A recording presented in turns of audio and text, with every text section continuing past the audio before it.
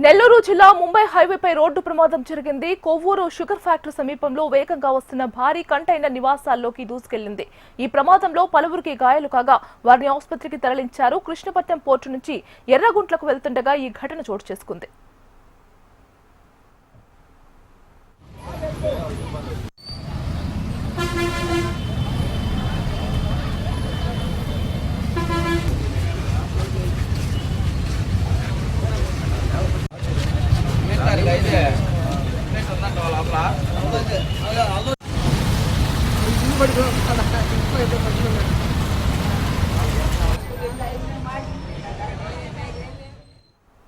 నెల్లూరు జిల్లా ముంబై హైవేపై రోడ్డు ప్రమాదం జరిగింది. కొవ్వూరు షుగర్ ఫ్యాక్టరీ సమీపంలో వేగంగా వస్తున్న భారీ కంటైనర్ నివాసాల్లోకి దూసుకెళ్లింది.